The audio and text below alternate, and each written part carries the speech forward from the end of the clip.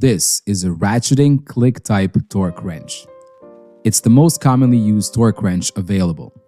In this video, we'll take a close look at the mechanism inside to see how it works. Before we jump into the inner workings of a torque wrench, let's first understand how it is used and what are the key components involved. Let's get started. Torque is a rotational force. It is usually measured in foot-pounds, inch-pounds, or Newton-meters. A torque wrench is a specialized socket wrench tool designed to tighten fasteners to a predetermined torque value, ensuring consistency and preventing over or under tightening of the fasteners, which can lead to issues like strip threads or loosening.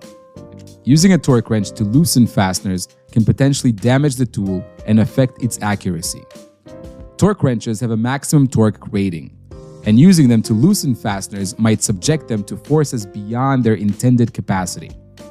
As you are tightening a fastener, you'll hear and feel a distinct click when the preset torque level is reached. This lets you know it's time to stop applying force, preventing over-tightening. The handle is where you grip the wrench during use, and it's also used for setting the desired amount of torque you want to apply to a fastener. The torque main scale is engraved on the wrench body, with more precise subdivision markings on the handle for micro adjustments. There's a spring-loaded locking ring used to secure the set torque value, preventing accidental changes during use. Torque setting can be adjusted by first depressing the locking ring and turning the handle to the desired torque setting. Turning the handle clockwise will increase the torque value, and turning it counterclockwise will lower it. When the desired torque level is set, the locking ring can be released to lock the handle.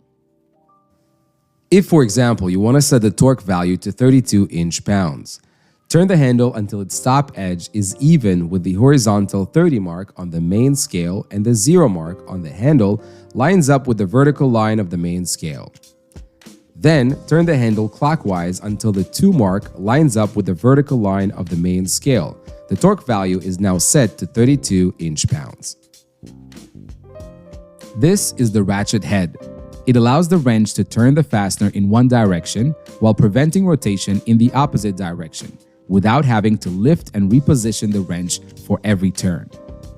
The direction of rotation can be changed by moving the selector level on the back of the ratchet head. This is the square drive. This is where interchangeable sockets that correspond to the fastener size are mounted. The most common drive sizes available are 1/4, 3/8, and 1/2 inch. The sockets are held in place by a ball detent mechanism. In this example, the ball is spring-loaded. Let's take a look at the ratchet head mechanism. It typically consists of a gear and a set of pawls. The square drive is attached to the gear that can rotate in both directions, and the pawls are the two small spring-loaded levers opposite of each other that engage with the gear teeth. Only one pawl can engage with the gear at any given time. The lever controls which pawl is in contact with the gear, determining the direction in which the ratchet mechanism operates.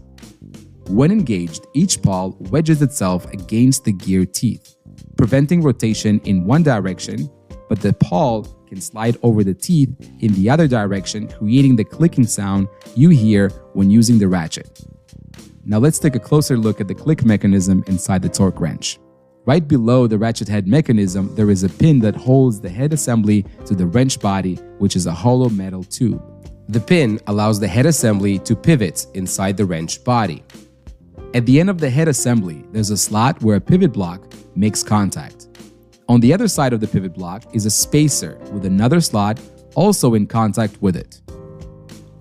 The spacer and pivot block are compressed by a large adjustable spring. Turning the handle changes the tension on the spring via a screw thread.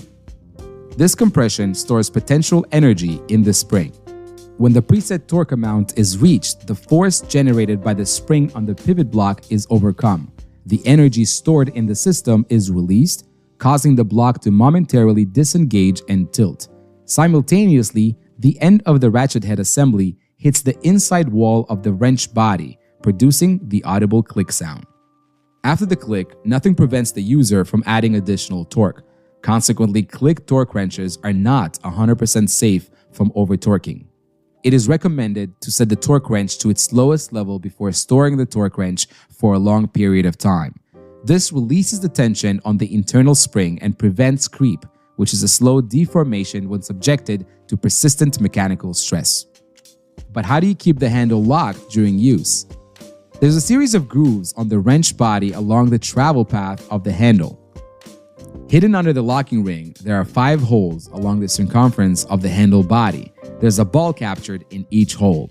The locking ring is maintained in the lock position by a spring. When the locking ring is at the lock position, the balls get forced into the grooves they are aligned with, keeping the handle from rotating. When you pull the lock ring, there's an additional clearance above the balls and they are free to disengage and slide over the grooves, allowing rotation of the handle.